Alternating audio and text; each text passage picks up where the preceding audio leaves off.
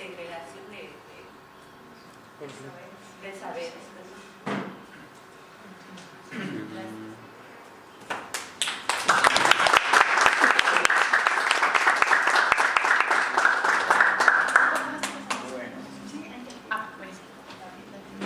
Y bueno, entonces como para seguir hilando estas ideas que hemos venido ya hace un par de horitas discutiendo, invitamos a Judith, que también ha estado muy cercana a la organización, que nos va a hablar un poco también de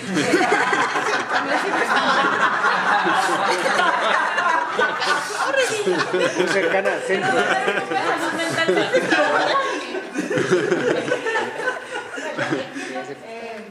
Bueno, está complicada el tema, es decir, voy a intentar modificar un poco también lo que había pensado, porque después de escucharte, yo creo que es una cosa bellísima, ¿verdad?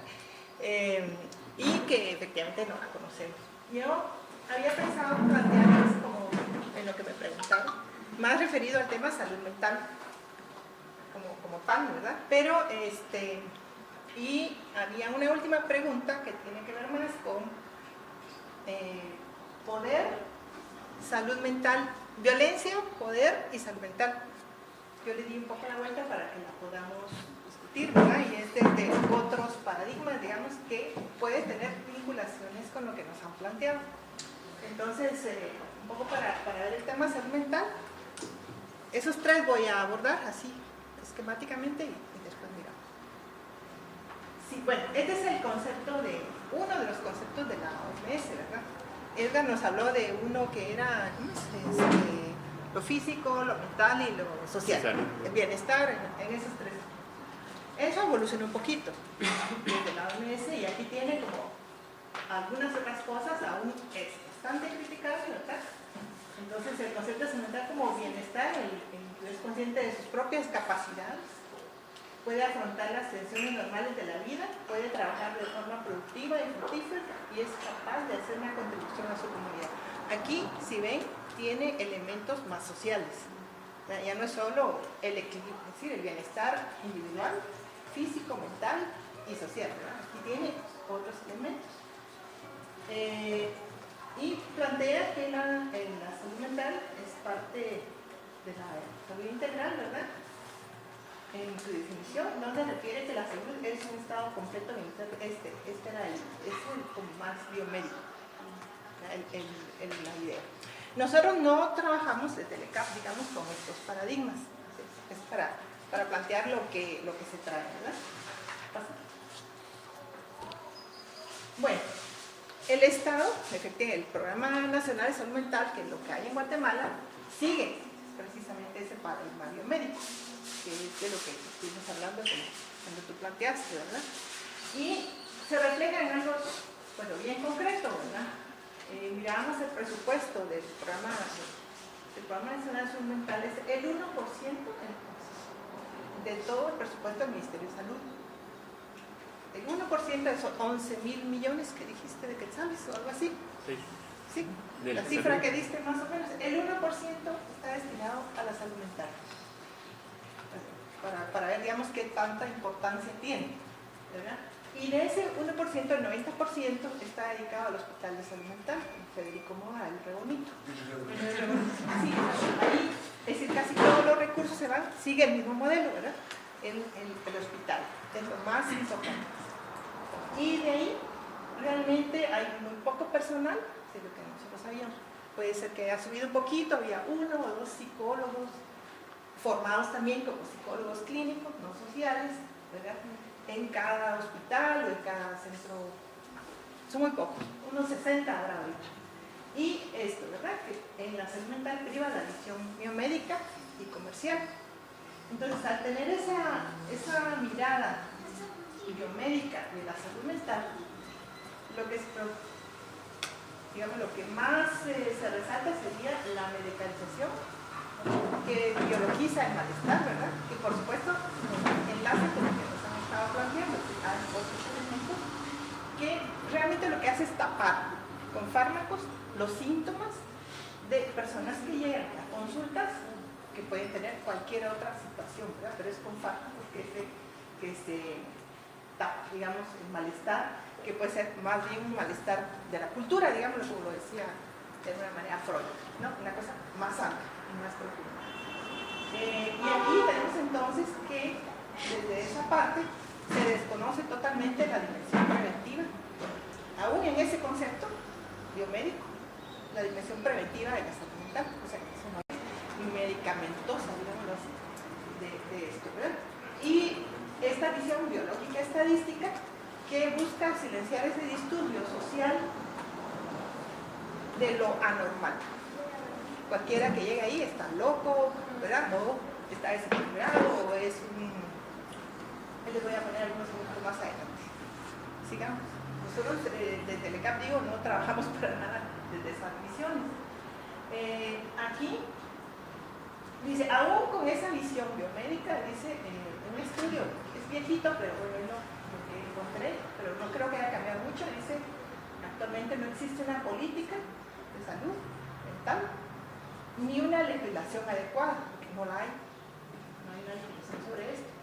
Sí planes para la intervención de acciones de salud mental, algunos planes que es lo que tiene el Programa Nacional de Salud Mental, ¿verdad? Que es un programa súper reducido, creo que tiene como 10 personas y mucho. Para todo el país. Más los psicólogos, que digo que hay alguno en el Hospital General, o dos, así, en los hospitales. Y algunas intervenciones en situaciones de desastre. O sea, hay planes específicos para algunas cosas. Entonces, esto es solo para decir que el tema de la salud mental, aún en esa mirada, no importa, o importa realmente muy poco, ¿verdad? Y por esto, ¿verdad? No tiene presupuesto, tiene esa mirada que es la crítica más fuerte, digamos, que nosotros haríamos, no tiene políticas ni legislación, y se hizo un intento, entonces estuvimos discutiendo mucho, un intento de tener una política nacional de salud mental hace algunos años, que incorporaba una visión más amplia, digamos, preventiva, y tomar en cuenta muchas de las, digamos, situaciones sociales que tenemos, como la violencia, que es uno de los elementos, por ejemplo, que más consume, por ejemplo, los hospitales. Los hospitales tienen que hacer un esfuerzo enorme, toda la gente que llega herida, es como un gasto, digamos, enorme, y no hay, digamos, dentro de esa política, dentro del plan de salud mental, el tema de prevención de violencia, ¿no? Que implicaría a muchísimos ministerios, no solo al de salud, ¿verdad? O sea, una cuestión mucho más integrada con el Ministerio de Cultura, Deporte, Educación, una cosa de política nacional, ¿verdad? Solo para ver el tema de violencia, hasta otras muchas otras cosas. En esa mirada, digamos, del ministerio, lo que clasifican como trastornos mentales y neurológicos más comunes son estos. Eso es lo que, digamos, están tomando como los más comunes. El alcoholismo, que es altísimo, efectivamente, ¿verdad? En muchas comunidades, en muchos lugares, en las ciudades también. El tema de las drogas, que cada vez, yo creo que el tema de adicciones cada vez más alto. Que no aparece mucho, pero es altísimo también. Suicidios, no hay estadísticas confiables sobre esto. Ansiedad, depresión, psicosis, esquizofrenia y epilepsia. Esto, por ejemplo, tiene un subregistro altísimo porque no está realmente registrado. Muchas veces los médicos ponen asfixia por suspensión. Asfixia por suspensión, ¿y eso qué es? Hay gente que se ahorca. Y son suicidios. Eso está ocurriendo, o sea, muchísimo, y no lo registran adecuadamente porque lo ponen así, ¿verdad? ¿Qué es eso de asfixia por suspensión? Preguntábamos nosotros porque intentando ver si eso se estaba registrando, dicen no, y ponen otras cosas, ¿verdad? Pero no necesariamente son registrados como suicidios. Pero bueno, nos da como la foto de por dónde van, ¿verdad? Estos son temas desde la psicología social, diríamos, estos dos, por ejemplo, tienen que ver más con evasión. La muerte, digamos, subjetivamente te vas suicidando, el alcohol es lo que va haciendo. Sí es la acción directa de morir porque ya no puedes más, ¿verdad?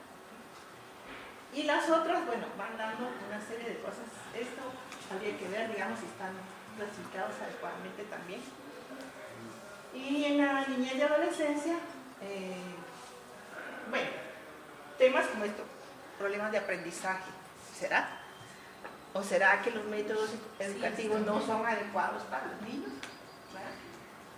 Sí, aquí desnutrición llegan, sí. Llegan a la escuela y les enseñan en español cuando ellos vienen de ser monolingües, con el choque cultural, con el racismo, con la exclusión. Entonces, ¿cómo no vas a tener supuestamente problemas de aprendizaje? Entonces, todo esto es realmente cuestionable, ¿verdad? Y esta es la mirada. Hiperactividad, o sea, imagínate. Son niños. Sí, esto se puso de moda, viene de Estados Unidos. Todos los niños eran hiperactivos, ¿sí? Y americanos. Ustedes han oído eso, ¿no? Es que es hiperactivo. No, necesariamente es un niño que tiene energía, que necesita formas adecuadas de educarlo, ¿verdad? No 50 niños de 6 años en un aula, con un maestro que tiene que ver de 6 grados, ¿verdad? Esas cosas, ¿no? Entonces, nosotros ahí pensamos que hay mucho sesgo realmente, ¿verdad? Igual esto, déficit de atención, ¿verdad? ¿Qué formas de educar tienes? Porque tienes que estar viendo según la edad los rangos de atención que pueden tener los niños para poder estar cambiando de actividades, etc. Primero tiene que ver con pedagogía, ¿verdad? De la educación. Entonces, y esto, miren cómo clasifica conductas antisociales como la violencia. Se lo están clasificando como conductas antisociales sin ver qué está causando la violencia en los adolescentes. ¿De qué medio social se proviene para tener supuestamente conductas antisociales? Entonces, desde aquí hay toda una discusión que tendríamos hacer de cada una de estas cosas, desde dónde se está viendo, ¿verdad?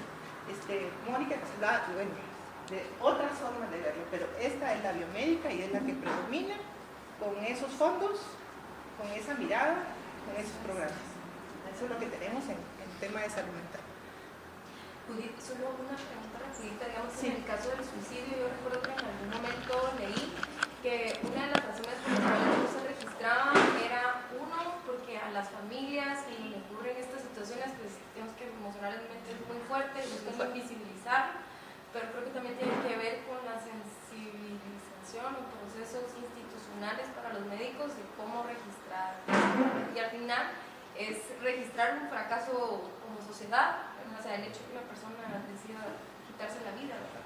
Pero no sé si en este ejercicio han como profundizado sobre las causas por qué el subregistro en el caso del suicidio. Pues, no sé, ahí que nosotros vimos, se lo voy a... ¿Sí? ¿O quieres? No, es que era de eso, tal vez solo, digamos, mi percepción es que la misma postura hegemónica del modelo biomédico hace ver a las personas como el cuerpo, la materia y un cuerpo solo puede morir por una causa biológica, una explicación material. Para mí como médico, digamos, yo no soy médico, pero si me pusieran a buscar un médico, para mí como médico, yo no veo al ser humano como todo, sino que claro, se murió porque su cuerpo en algo falló. Sí. Por eso asfixia por suspensión. Y en el certificado de la dimisión, yo creo que, porque es fisiológico. Yo creo que no es posible, digamos, ponerle, sí se puede, ¿verdad? Suicidio estará, pero digamos está el Código Internacional de Enfermedades, el CIE-10, que sí tiene lesiones autoinfligidas. Eso, por causas no determinadas. Por causas no determinadas. Eso es lo que pueden poner, digamos, pero para reducir y yo creo que un poco lo que tú dices, pero también es esto, ¿verdad? Que para el médico, a él no llega a ese cuerpo vivo o muerto, o medio muerto, y ese médico no le importa saber qué pasó, porque todo Y el otro que dijiste ahí es que efectivamente el tema del suicidio sí te plantea un tema de culpa en la familia. Es muy fuerte, porque empiezan a ver cuál era la relación familiar, social, afectiva que había en la familia, y te empiezan a meter una serie de cosas muy complejas, que es muy difícil de aceptar el tema del suicidio. Por eso también puede ser que de tomos ahí, en esos casos, entra el MP, porque igual puede verse si es suicidio o es asesinato o cualquier otra cosa. O sea, ahí puede haber, es una vida. Entonces puede haber más complicaciones, pero bueno, el tema de registro, yo iba a eso, ¿verdad? ¿Sí? Yo tenía un pequeño comentario, ya que salió el tema, ¿verdad? Es que me recuerdo ahorita que salió también una investigación en plaza pública que pasaba lo mismo con el tema de los abortos. Sí. Que los médicos ponen otras cosas en las razones que no ponen aborto, y yo creo que ese es un gran problema porque entonces no se está registrando el problema, no se sabe hasta o sea, realmente los números, los datos que existen, y en el fondo pues no se está viendo el problema detrás, no se está viendo el problema de aborto en Guatemala, y en este caso no se está viendo, por ejemplo, si había maltrato en la familia, no se está indagando más a fondo qué es lo que está pasando, cuáles son los problemas. En Rabinal nosotros encontramos una serie de suicidios de jovencitas embarazadas, para decirte cómo va la cosa. O sea, el tema social de entender esas cosas, ¿verdad? No se está viendo.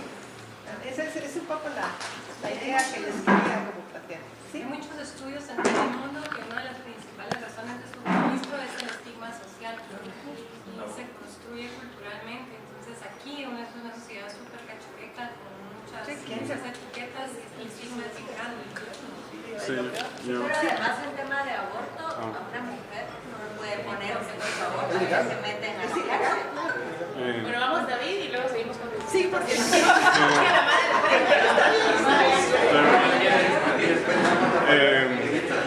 no, yo tengo tiempo de estar trabajando sistemas de información y en algún momento me tocó conocer los sistemas de información que registran violencia a nivel de Centroamérica, pero aquí en Guate también. Y digamos, el que registra la causa de muerte es el INASIF, pero cómo lo registra es fisiológico. No es quien después, cuando es un suicidio, como hay una investigación, creo que es el MP el que dice que no es un homicidio, digamos, porque el MP va por el homicidio. Y en ese cambio de estado no hay una actualización en los datos porque no hay no hay un sistema uniformado de esa información. Quienes realmente tienen esa información son los bomberos, pero tienen un sistema muy rudimentario, porque ellos solo atienden en un momento y lo hacen viendo o sea, en percepción, ¿no? O sea, llegan y miran lo vi porque recuerdo el caso de un chavo que había perdido 1 millón de quetzales y se había matado, y él había ido a atender, entonces vi cómo registraron la ficha y pues al final pues es puro al ojo, ¿verdad? También, pero ellos son quienes realmente tendrían la información, pero no son quienes la tendrían que llevar. Hay un vacío institucional de quién es el que debe llevar esa información, y eso es un problema muy generalizado porque también cuando yo estuve en la PDH y estuve apoyando a los compañeros que denunciaban los casos por desnutrición, las muertes por desnutrición, nos dimos cuenta que solo, o sea, cuando una persona muere es multicausal generalmente, y la desnutrición, y digamos hay un campo que es causa A, B, C y D, y los datos los estaban sacando con la causa A. Las estadísticas que estaban sacando decían desnutrición cuando estaba en la A, pero no cuando estaba en la B o en la C o en la D, y normalmente podría haber estado en la D, porque la desnutrición baja las defensas y entonces ¿cómo se llama? Pues son más expuestos a enfermedades infecciosas y todo eso, pero en ese momento pues no podíamos sacar eso ahí porque sentíamos que la PDH estaba muy cerca al gobierno, entonces filtramos la información a plaza pública, que fue cuando sacaron ese relajo de que estaban falseando datos, porque además estaban falseando datos, tenían una comisión que sacaba los casos de desnutrición, o sea, agarraban solo la muerte A, no la B, la C y la D, que era donde debería estar, o en cualquiera de esos, y después hacían una revisión de casos, en donde decían, no, este no fue muerte por desnutrición, porque tal cosa, este no fue, y solo quitaban casos, no agregaban, por ejemplo. Entonces, el problema de los sistemas de información es bien grande para visibilizar todo ese tipo de cosas así. Y ahí yo todavía me quedé con los desaparecidos, ¿verdad? La cantidad de desaparecidos era impresionante, y nunca nadie ha hecho una investigación de eso, porque es muy difícil seguirle el rastro a todos los estados del caso en todas las instituciones, porque no hay nada unificado. Regresar un poquito. Bueno, aquí el tema de la parte de la explicación psicológica, digamos, del tema de las adicciones, recordar, ¿verdad?, que muchas veces este tipo de cuestiones pues sí son evasores a una realidad concreta, ¿verdad? Y está la famosa frase de Miguel Ángel Asturias, ¿verdad? Aquí solo se puede vivir. Entonces, para decirnos que está ahí también, ¿verdad? Pasemos. Miren, este es solo un punteo para decir esa visión biomédica, cómo se lleva en la academia también.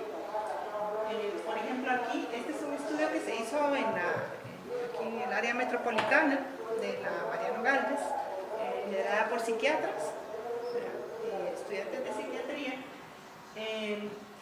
que hace un intento de vincular esto, de la situación de salud mental, digamos así, con violencias. Y venía a ver esto, digamos, trastornos de ansiedad, trastorno de pánico, ansiedad generalizada, fobias, muchas formas de fobias, ¿verdad? Los trastornos obsesivo-compulsivos, trastornos del estado de ánimo. Seguramente la vecina Biomaya eso tiene otra mirada, ¿verdad? Es decir, los desequilibrios, ¿verdad? Trastornos relacionados con sustancias, se dice otra vez, alcohol, dependencia de alcohol, abuso de drogas, dependencia de nicotina. Trastornos de conducta alimentaria, anorexia, bulimia, trastornos de atracón. Otros trastornos como los disfóricos premenstruales, neurastenia, trastornos discursivos intermitentes.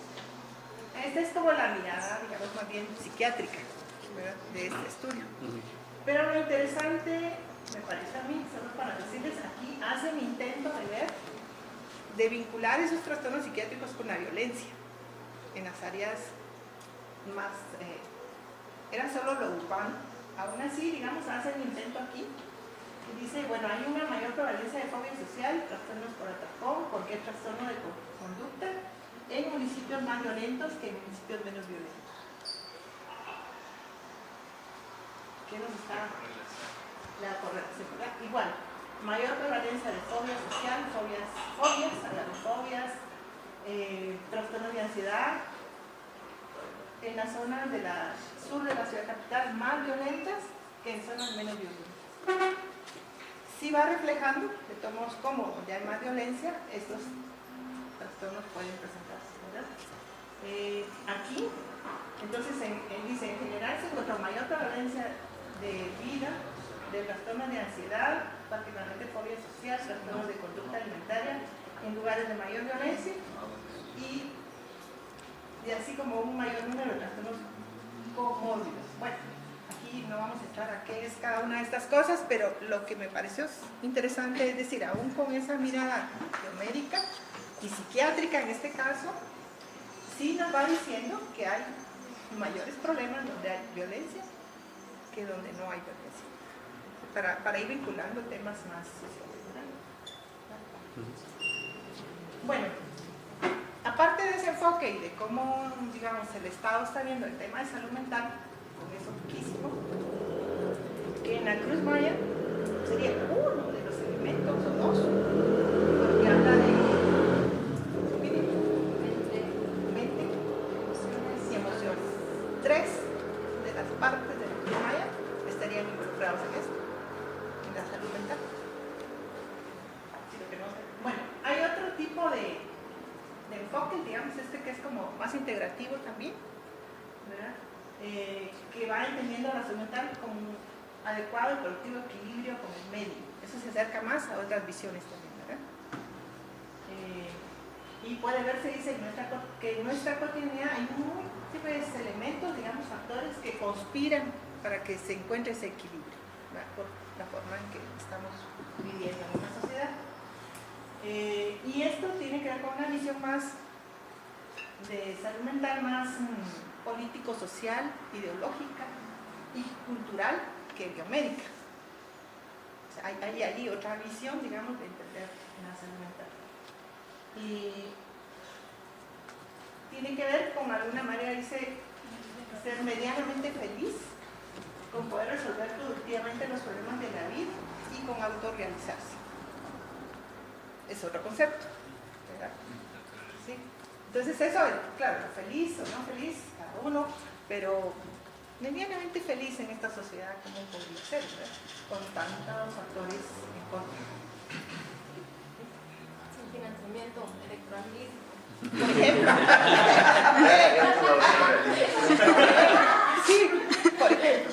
¿Sí? Entonces esa visión más política, ideológica, me voy a meter por ahí, por esa mirada. Bueno, entonces dice, bueno, la salud mental, si siguiéramos ese concepto, o bienestar, no está asegurada solo con tener condiciones materiales, aunque son indispensables. ¿Por qué? Dice, porque puedes tener resueltas, pero el problema es que no están resueltas.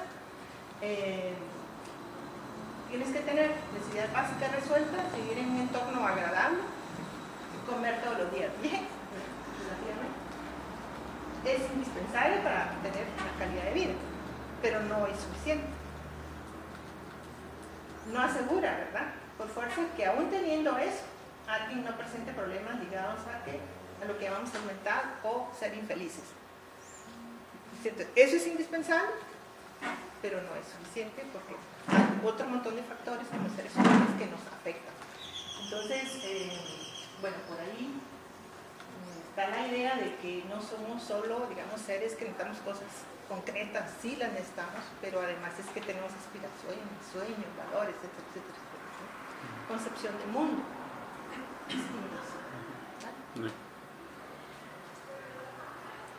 Acá, digamos, bueno, vimos un poco las estadísticas, salió por ahí el tema de nutrición, es decir, factores que están afectando, ¿verdad?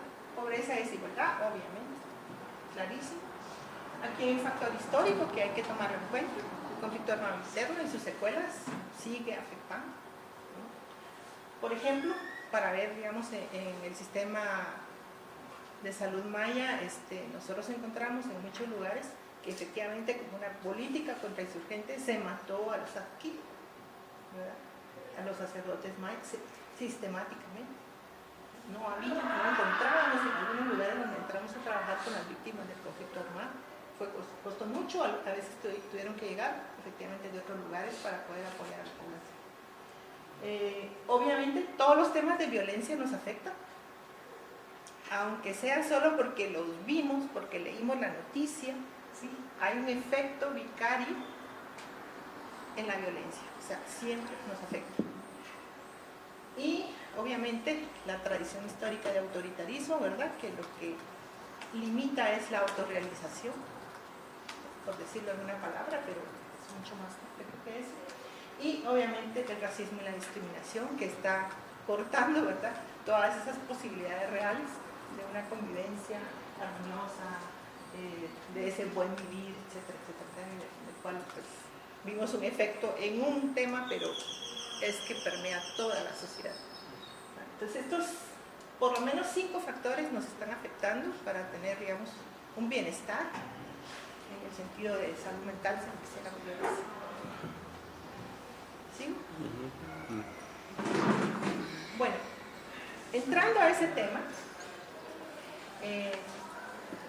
yo he trabajado un poco esto, que tiene que ver, y usamos más este concepto, subjetividad.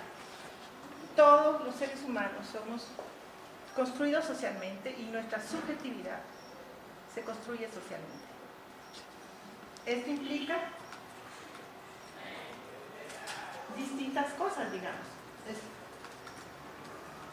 Vamos a estar, por eso a mí me hace mucho sentido el tema de la cosmovisión maya, si lo queremos ver así, porque por ejemplo, todas las estructuras de los sistemas políticos, sociales y económicos nos van a afectar, nos van a formar, nos formamos socialmente. El ser humano, si no está como otros seres humanos, ¿qué sería? Un mono. No aprende a hablar, no aprende a pensar, ni siquiera aprende a caminar. Hay estudios sobre eso. Ni siquiera aprenderíamos a caminar, porque nos construimos socialmente. Yo voy a hacer un énfasis en los aspectos sociales. Y nuestra subjetividad, nuestras formas de pensar, nuestros valores, nuestros afectos, nuestras formas de entender el mundo y relacionarnos con los demás se construyen socialmente. Todo.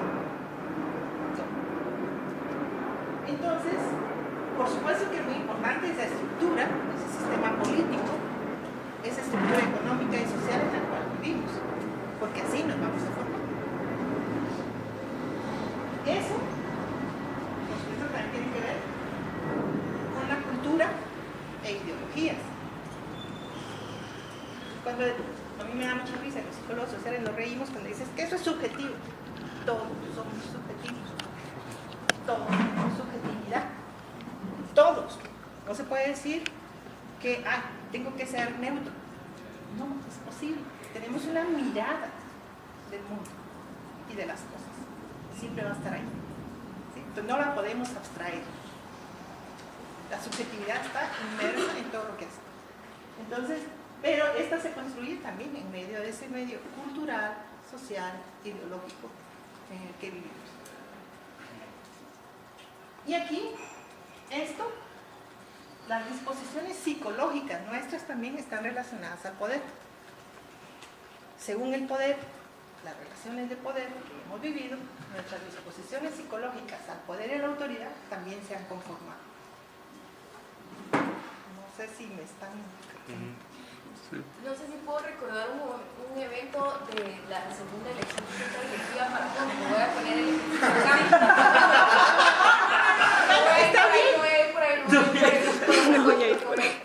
pero me recuerdo que Javier Montenegro hacía un comentario sobre que todos teníamos como pena de postularnos porque la demás gente iba a creer que queríamos ser como los líderes impuestos dentro del colectivo. Entonces, era bien difícil el tema de la postulación y quién quería asumir responsabilidades. Entonces, como, democráticamente, o sea, fue un proceso complicado de cómo tuvimos los procesos de elección, ¿verdad? Así nadie quería decir yo quiero ser presidente, ¿verdad? Tiene que ver con esto.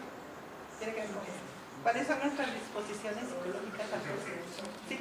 Pero ¿qué tiene que ver? Vamos a ver eso que tiene que ver eso con nuestro bienestar, felicidad, etc. Pero bueno, es para decir que tenemos disposiciones psicológicas que están moldeadas por el poder. Bueno, vamos a hacer algunos ejercicios para... Y bueno, esto está... bueno, hay una dinámica, digamos, en relación al poder y la autoridad que tenemos en esta sociedad específicamente, porque el autoritarismo ha estado marcando, pero 500 años y pico, las relaciones sociales, ¿verdad? Pero para decirles que eso no está fuera de nosotros, nos construye. Eso no se quedó allá en historia, nos construye en la forma que nos relacionamos con los demás. Cuando yo estudié esto, más es parte de una investigación que hice sobre el autoritarismo en Guatemala y las condiciones subjetivas en relación al autoritarismo, hice un pequeño ejercicio, por ejemplo, vamos a ver ahorita. ¿Quién ha oído hablar de Ubico? ¿Quién? ¿Qué saben de Ubico? ¿Qué han oído de ¿De qué Ubico? generación? Así. No pasó al nivel. ¿Ah? ¿Pasó el nivel? ¿Qué han oído de Ubico? De las abuelas, Sí, ¿qué te decían? que las calles estaban seguras. Que podían dejar la puerta abierta de la casa. ¿Qué? El gran dictador. El gran dictador. Tiene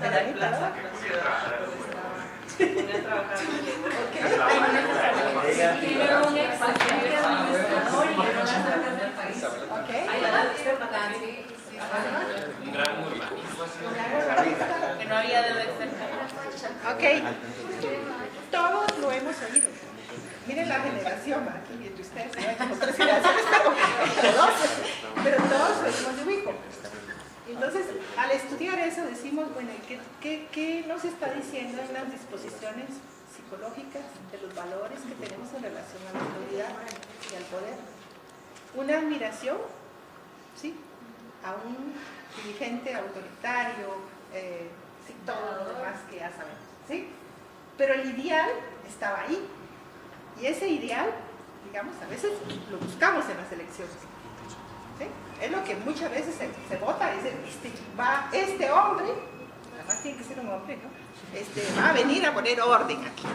Esas son nuestras disposiciones al poder.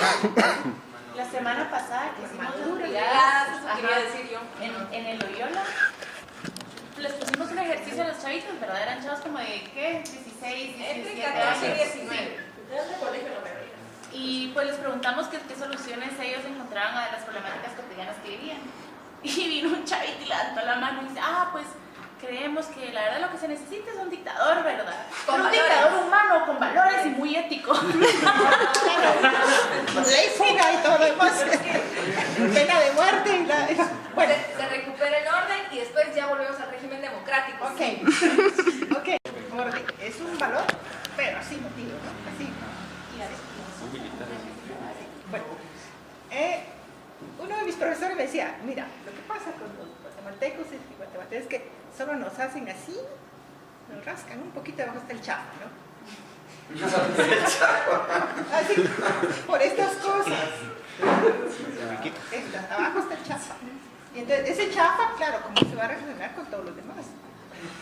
Y hay que estar viendo si el chapa no sale, ¿no? Bueno, ahí voy, ¿verdad? Para decirles que el poder, la violencia, la autoridad no se queda fuera, nos afecta.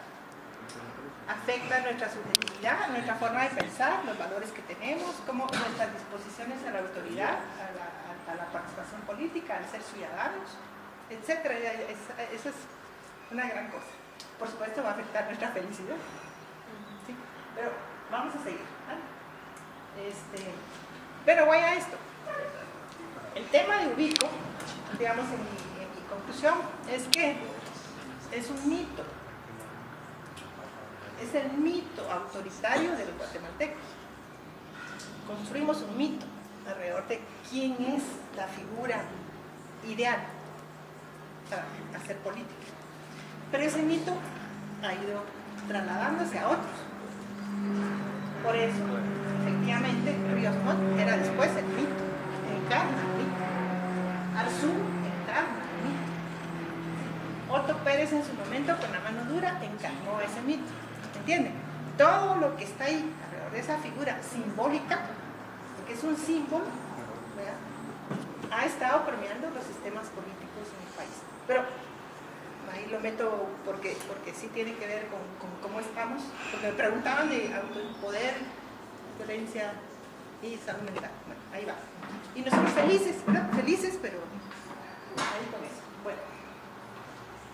Entonces, el tema de poder, digamos, este es un concepto de Martín Maró que nosotros utilizamos, que tiene que ver más, viene mucho de Foucault, ¿verdad? Sí, Maró también toma cosas de Foucault, cuando dice, bueno, ese poder es realmente el carácter de las relaciones sociales basado en la posesión diferencial de recursos que permite a uno realizar sus intereses, personalizar de clase e imponerlos a otros. Y eso es lo que ocurre en la sociedad. Entonces, aquí tenemos, por ejemplo, la imposición de un modelo biomédico. Clarísimamente está impuesto. Por encima de que coexistan otros modelos en la subalternidad, algo así. Pero esto, digamos, de entender el poder no como algo que está ahí fijo, bueno, es que tener el poder, no se trata de poder, ¿sí? Está en las relaciones sociales, entre todas las relaciones sociales. No sé si voy. Sí. Sí. Que Mónica decía que ellos se No, es que solo tengo niñera hasta la 1. Llego a mi casa, es una... Gracias. Pero les agradezco tanto, me hubiera encantado quedarme, pero si me invitan a otra vez. Gracias. Desde ya Te tomamos, gracias. Gracias a ti, muchas gracias. Y felicitaciones por lo que están haciendo aquí. Gracias. Perdón que te interrumpí. Dale plantita de una vez. Sí, Bueno, ya sé que te vayas, pues sería muy importante para ver Foto. Está el video.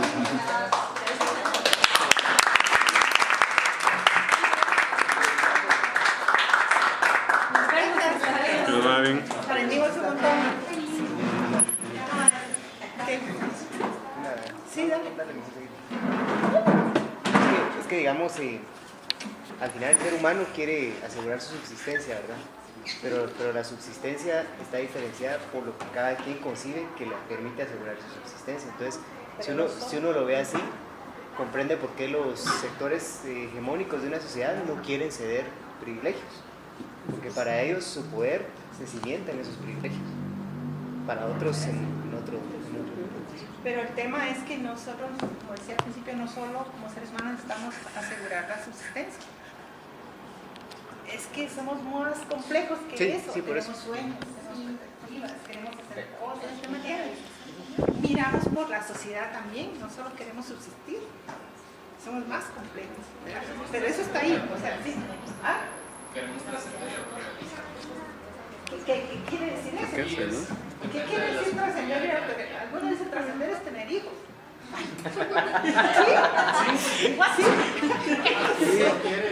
Sí, pero ¿qué es trascender? ¿Qué te hace feliz? Trascender, pero trascender ¿cómo? Escribir un libro. ¿Qué querés hacer con trascender? Como eso de bueno, voy a subir una montaña, voy a plantar un árbol, voy a... Cualquier cosa. Reformar la ley de contrataciones del Estado. ¿Eso te haría feliz? Sí.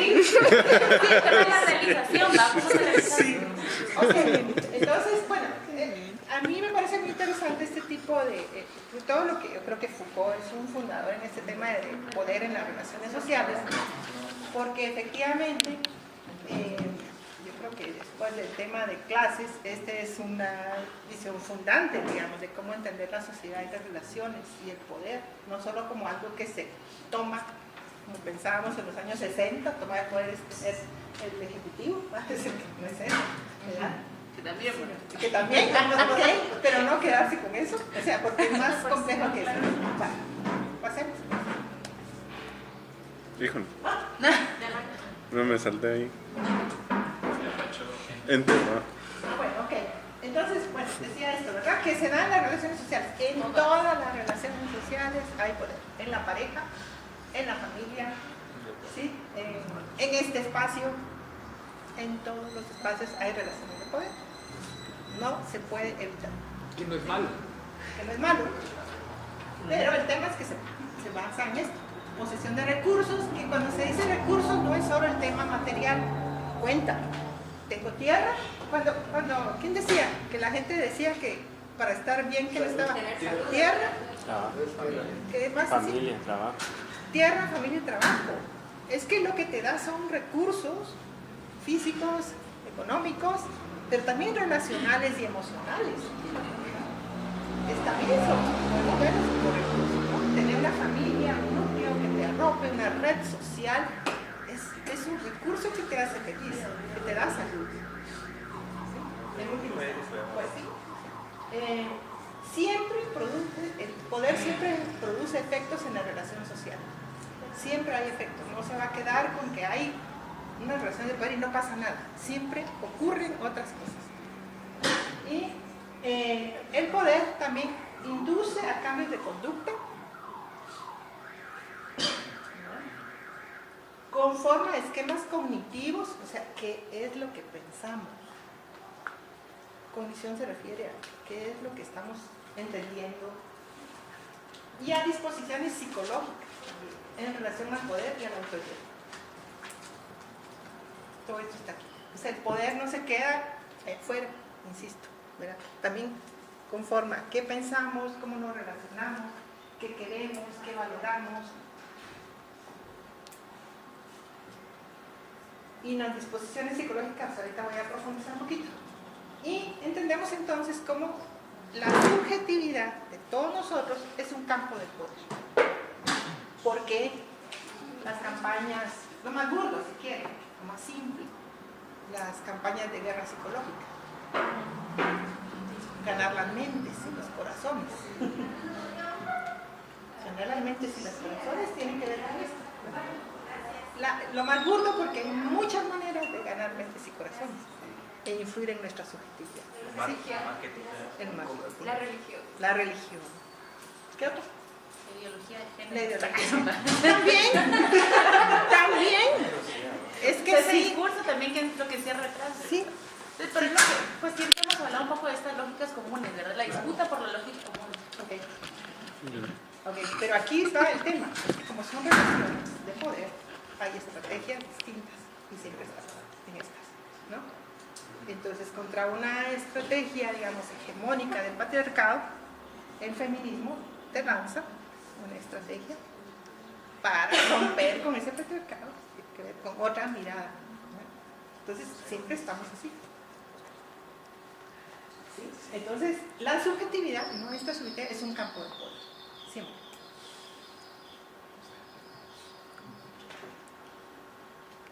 Bueno, aquí hay un tema. ¿Por qué? Porque somos sujetos sociales. Tenemos capacidad de autonomía, de decisión, de definir nuestro proyecto de vida. Pero este sistema, digamos, el sistema globalizante, neoliberal, etcétera, etcétera, etcétera, intenta mantenernos como sujetos sujetados. Sujetos sujetados. Sujetados al consumo, a la alienación, al marketing, todo lo demás. ¿Sí? Entonces, así nos conformamos. Pero siempre hay sectores subalternos que van rompiendo con ese intento de ser sujetos sujetados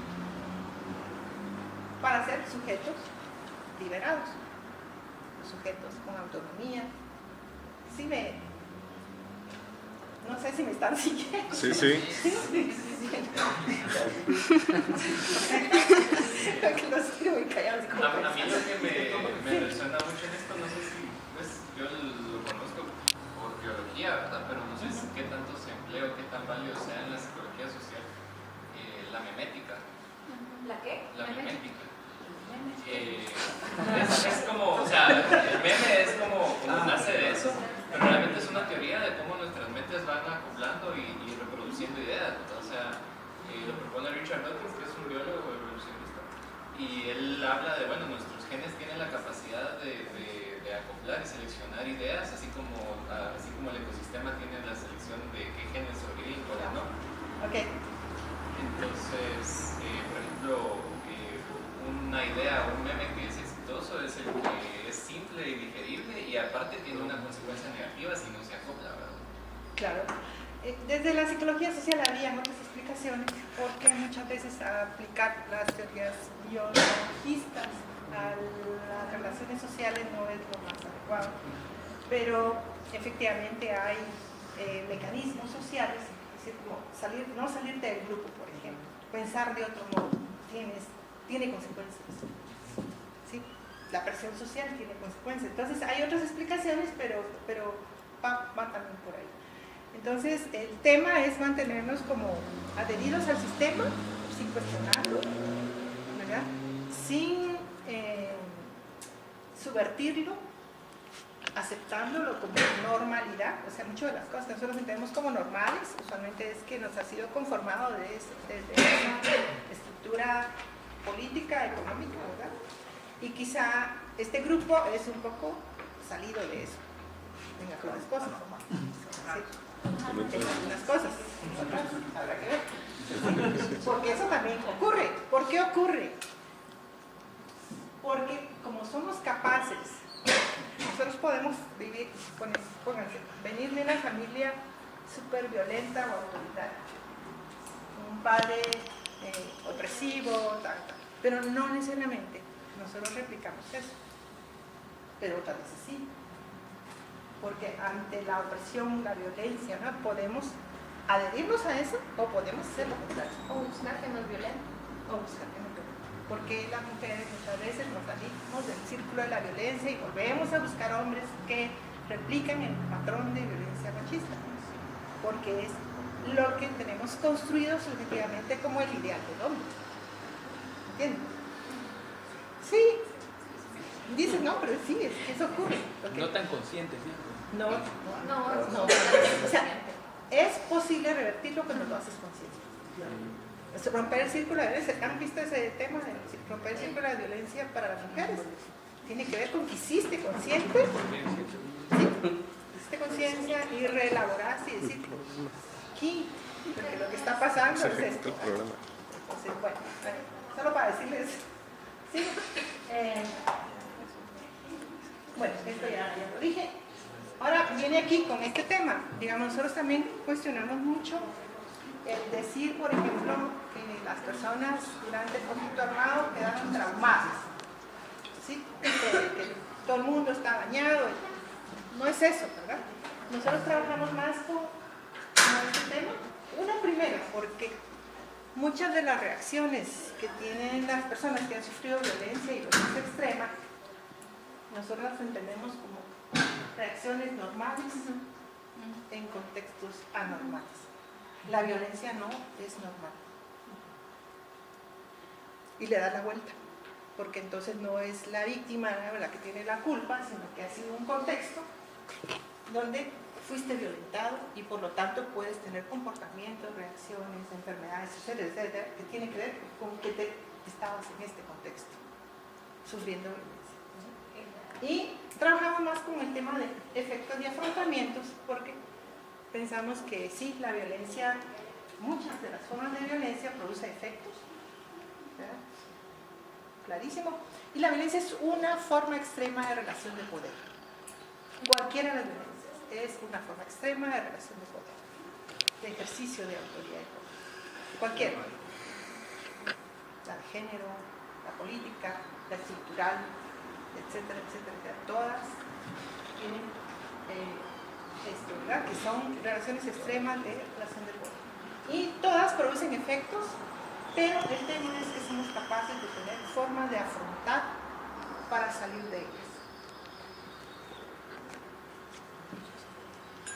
Sí, seguimos. Creo que por ahí seguimos, pero por ejemplo, nosotros mirábamos con las mujeres víctimas de violencia sexual durante el conflicto armado. Costó mucho trabajar con ellas, con algunos de los grupos con los que hemos trabajado. Pues las mujeres del caso Sepur serán como las más conocidas, pero se dio en todo el país. Y un poco el proceso fue que ellas inicialmente hablaban de la violencia que habían sufrido porque buscaban a sus esposos. Vieron cuando los secuestraron, cuando se los llevaron. Quemaron sus casas, su piedra de moler, su ropa, todo. Se quedaron sin nada. Sus hijos a veces también los habían matado. Y ellas buscaban a sus esposos, fue lo primero. Entonces empezamos con los procesos de búsqueda de exhumaciones, a trabajar todo eso con ellas. Trabajamos conjuntamente con los aquí, con las comadronas, con las sobadoras, porque efectivamente eso las ayudaba, les proveía, digamos, de otros recursos por sus creencias, por su vivencia de esto. Trabajaban con el susto, nosotros lo asimilábamos, trabajamos con los sueños, ellas soñaban, trabajábamos también en la interpretación de sus sueños, que guiaban muchas veces su vinculación con los esposos fallecidos, ¿verdad? Que estaban muertos. Y poco a poco, digamos, fueron hablando, después de muchos años, 3 o 4 años, empezamos con la violencia en general. Como a los 3 años empezaron a hablar de lo que a ella les había pasado. Las tuvieron de 3 meses a 6 años en estos destacamentos militares. Construyeron 6 destacamentos militares en la orilla del río Polochica, llamados por los finqueros porque ellos reclamaban tierra, títulos para las tierras ancestrales. Y los finqueros se asustaron y llamaron al ejército y pusieron en las fincas los 6 destacamentos. El destacamento de Securzarco fue construido como estación de descanso de la tropa, porque pasaban por ahí, estaban un tiempo e iban para otro lado. Y las tuvieron como esclavas sexuales y domésticas todo ese tiempo. Las organizaban turnos. Entonces tenían obligadamente, si no iban, las mataban a sus hijos. Entonces obligadamente tenían que ir a prestar turno al destacamento militar y construyeron chozas alrededor del cuartel para poderlas tener controladas, ¿no? Entonces iban, estaban ahí un periodo de tiempo, las sacaban, entraban otras. 6 años. Y nosotros encontramos muchas formas de afrontamiento donde efectivamente la medicina tradicional maya les apoyó muchísimo. Lo que nosotros hicimos obviamente también les apoyó poder hablar, poder expresar de la psicología, viendo qué iban afrontando. Pero una de las cosas que más les ayudó fue organizarse. Cuando se organizaron en un colectivo que dijo queremos justicia, y la demanda de justicia las ayudó a salir, digamos, del trauma de alguna manera. Entonces, ¿cómo, digamos, hay una idea de superar para sí mismas esa situación, fue justicia, más allá, ¿verdad? Y estar organizadas. Además de los apoyos que han tenido, porque sí se trabajó mucho en la red de apoyo social con sus hijos, porque ellas no hablaban con sus hijas de lo que les había pasado, con sus actuales, pudieran ser, después tuvieron parejas también, o los hombres de la comunidad, para que no las siguieran estigmatizando porque ellas eran vistas como las mujeres de los soldados. ¿Sí? Entonces aquí, en los afrontamientos, hay algunas cosas como estas, que les digo que son unos sociales, a esa red que te arropa y que te ayuda a también salir adelante. Entonces, es un poco como la vida, no sé si ya estoy terminando. Bueno, entonces, el tema del poder sí tiene que ver con cómo puede ejercerse este poder en las relaciones sociales. Aquí, este es un esquema de, creo que de Colbert. Y es como un esquemita que dice, bueno, ¿cómo puede ejercerse ese campo de poder en las relaciones sociales? Puede ser un poder autoritario, donde hay conflicto de intereses, donde se ejerce con coerción, fuerza, aquí puede haber violencia, obviamente manipulación, que se va acercando a este polo, y puede tener esta otra, no siempre es malo, ¿verdad?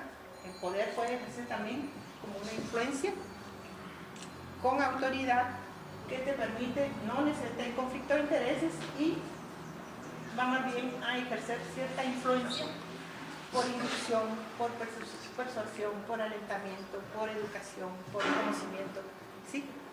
Para ejercer cierta autoridad, pero sin imposición, porque autoridad siempre tiene que haber también. Entonces, ese es un poco un esquema para plantear. Y según cómo esto se ejerza, por supuesto, como decíamos, puede haber reacciones y modificaciones en nuestros comportamientos, formas de ver y pensar, que nos va a afectar subjetivamente. ¿Este es el audio? Sí, no. Y hasta ahí me quedé, pero podemos profundizar con lo que les genere un poco, si les dan los comentarios. Bueno, ya que empezamos así con la levantada de manos, a mí me llama un montón la atención de que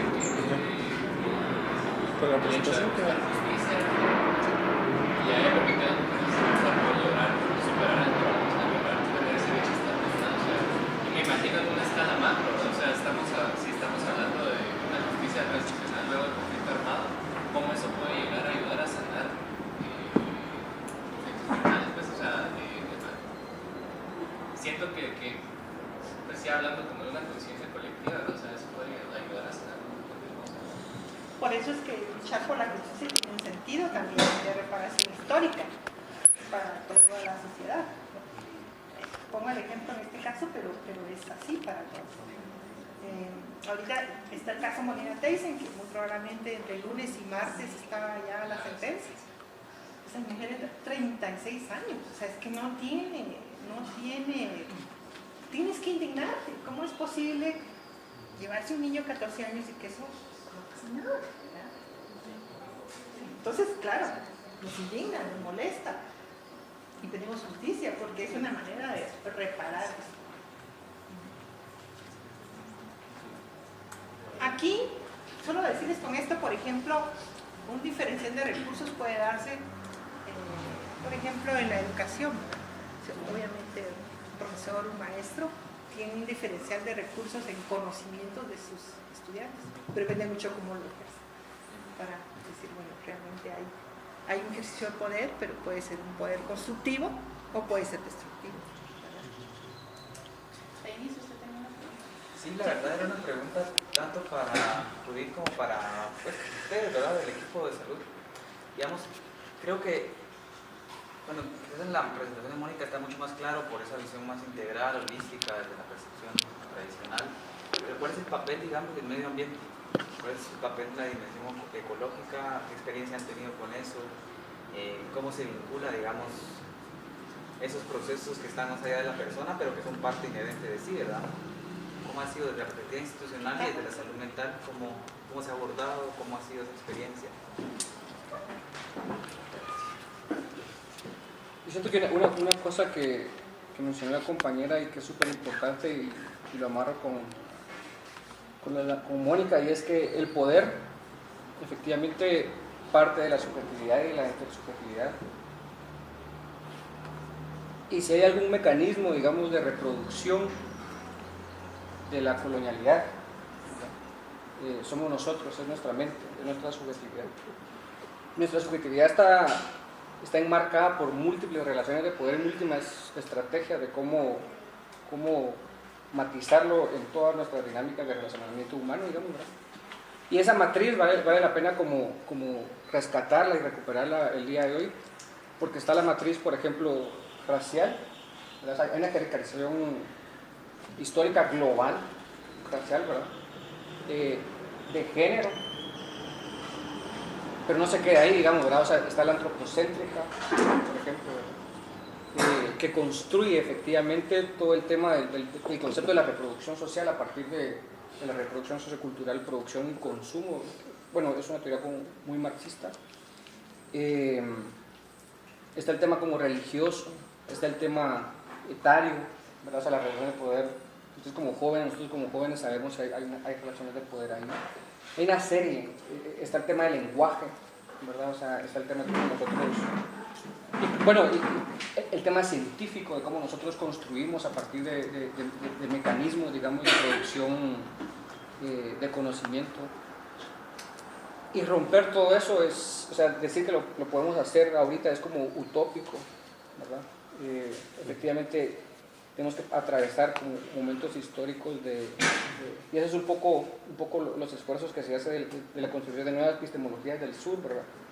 Que se dice que, bueno, o sea, efectivamente está esta matriz colonial del poder, de Quijano y de género, de Lugones, y que nosotros no nos vamos a pelear completamente con eso, pero necesitamos reposicionar, o sea, repensar una nueva epistemología que venga con toda esta otra carga ideológica y poder decir, bueno, entonces, ¿cómo vamos a plantear, por ejemplo, de una perspectiva ontológica el entendimiento de ciertos sujetos con quienes nosotros nos relacionamos?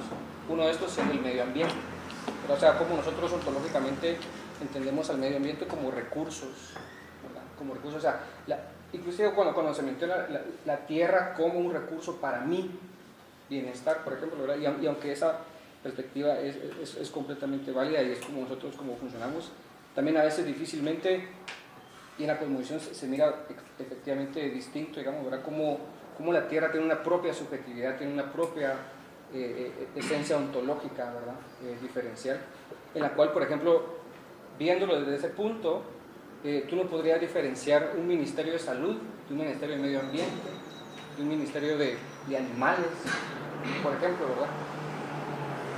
¿Por qué? Y nosotros lo hacemos porque efectivamente la salud es un tema poblacional, es un tema de nosotros con el medio ambiente, pero en realidad esa separación epistémica, esa separación ontológica no es así en la realidad, digamos, ¿verdad? Entonces, pero como sí está en nuestra mente, entonces diferenciamos instituciones que diferencian eso.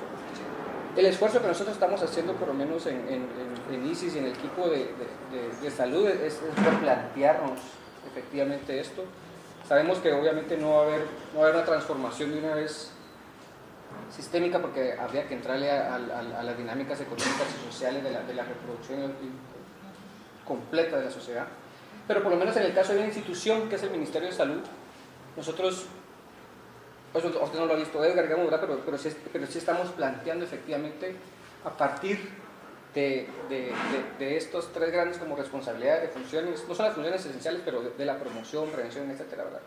Ver al medio ambiente como un sujeto distinto a nosotros, igual con quien nos relacionamos, con quien nosotros deberíamos de poder interactuar y proteger, digamos, ¿verdad? A partir de procesos de regulación, por ejemplo, a las mineras. Pero ya no es una regulación que viene desde una perspectiva del medio ambiente, por ejemplo, es una regulación que viene de la perspectiva de bienestar, de salud colectiva, por ejemplo. Entonces hay toda una aproximación distinta. También, por ejemplo, vemos el tema de la violencia, ¿verdad? O sea, para nosotros el tema de la prevención de la violencia no es un tema que debería estar en el Ministerio de Gobernación. O sea, no es un tema de seguridad, no es un tema de doctrina de seguridad nacional. Es un tema de salud y de bienestar, y en realidad... Todos los ministerios. Ajá, o sea, y es un tema que si tú lo miras otra vez, ¿verdad? O sea, cae el tema de no salud biomédica, sino que de bienestar como tal, digamos, ¿verdad? Y nosotros estamos viendo el tema de la salud mental, ¿verdad? O sea, desde esa perspectiva, dentro de acciones interprogramáticas, intersectoriales, digamos, ¿verdad? Que tienen que aterrizar a cosas muy concretas, que no lo podemos hacer tampoco biomédicas, psicosocial, digamos, sino que también hay que entender las otras dinámicas de cómo en lo simbólico, porque es que eso es súper importante, ¿verdad? O sea, de cómo en la intersubjetividad se entiende ese bienestar. Entonces, lo que ustedes discutieron hoy tiene aplicaciones como muy concretas, y cómo se reestructura y cómo se puede pensar una arquitectura institucional distinta, digamos, ¿verdad? Pero es algo que efectivamente necesita muchos años de desarrollo, o sea, necesita replantearse realmente, como te digo, o sea, ¿por qué tener un Ministerio de Salud y Ambiente separado? ¿Verdad? O sea, ¿por qué nosotros nos vamos a encargar a dar salud a las personas y no a los animales? ¿Quién cuida y por qué la salud de los animales es menor que la salud de los... ¿verdad? ¿Por qué un Ministerio de Salud no tendría que tener, por ejemplo, indicadores de monitoreo ambientales conjuntos, digamos, ¿verdad? Para decir, miren, es que ya se pasó el límite de producción material del mundo, porque honestamente el cambio climático se acabó, es el antropoceno, digamos, ¿verdad? Ese sí ya se acabó la cosa, digamos, ¿verdad? Porque pasamos ese límite, pero siento que, bueno, independientemente de si vayamos a sobrevivir o no, el proceso, siento que tenemos que caminar hacia ahí, digamos, ¿verdad? Nosotros estamos caminando hacia ahí, tratando de vernos en el espejo de las múltiples dimensiones en las que estamos colonizados, porque decir que nosotros no somos racistas, no somos machistas, no somos eurocéntricos, helénicos, es una mentira. O sea, en todo reproducimos ese poder. O sea, nuestra misma compañera, por ejemplo, Mónica, cuando presenta la explicación, digamos, ¿verdad? Hay una explicación biomédica multicausal atrás también, digamos, ¿verdad? De la que nosotros no... Pero ella está consciente de eso, o sea, todos estamos conscientes de eso, porque no podríamos... Para validar. Tú validas, pero es que no se puede validar, es que no necesita validación. Es que o sea, entonces tú no puedes tampoco venir y decir, y ella lo entiende perfectamente, nosotros entendemos perfectamente, tú no puedes venir a integrar sistemas, ¿verdad? Ahora vamos a integrar la visión colonial, o sea, porque es una carga de poder durísima a las comadronas, a los arquijabs. Nosotros no le puedes decir médicos mayas a los arquijabs, porque ellos no son médicos, ellos no entienden la medicina como medicina, y ella misma lo dice, digamos, ¿verdad? Y dice médico maya para explicarnos a nosotros que entendamos, pero ellos mismos ¿qué lenguaje estamos? Pero ¿me entienden a dónde va lo eso? También, pues, no sé, mira, yo creo que realmente con la pregunta que haces, a mí me acerca mucho más esa cosmovisión, de vernos como parte del cosmos, una parte integrante del mundo.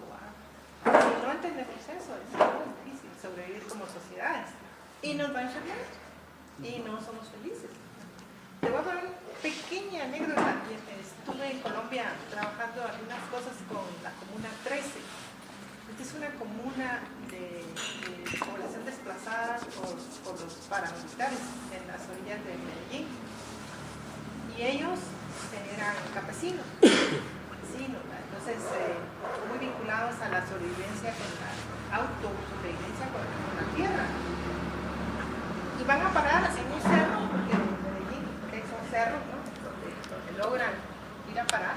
Había narcotraficantes, sectarios, espantosas, y logran organizarse de tal manera que reproducen unas cosas de su programa de salud mental dentro de ellos, que ellos se lo inventaron ya, pero tenían algunos apoyos de psicólogos sociales.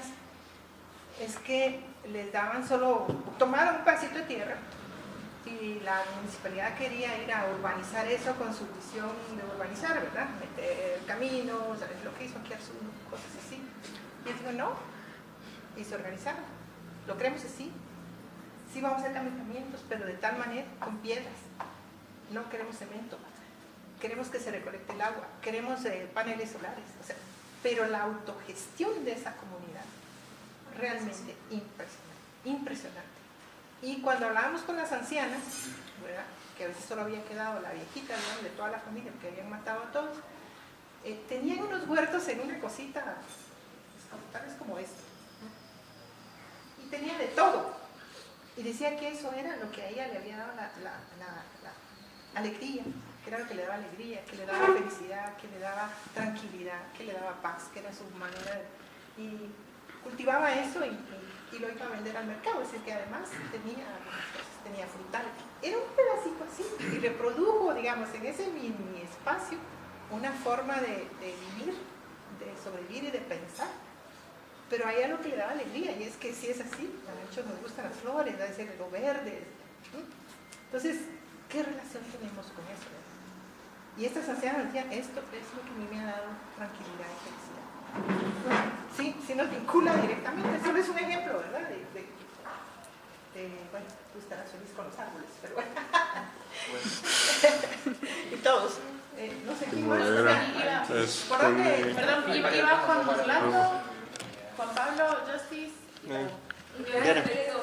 Yo le cedo a Diana, mejor. Dale, vos, dale. Sí, al rato también para que no hable tanto. ¿Son dos discusiones? ¿Son dos? Ya. Sí, te puedes sentar. Sí. Yo hiciera una pregunta, pero tal vez sentada, si quieres. Sí, una pregunta directa. Ponerle, cambiamos la tarjeta. Si queremos. Gracias,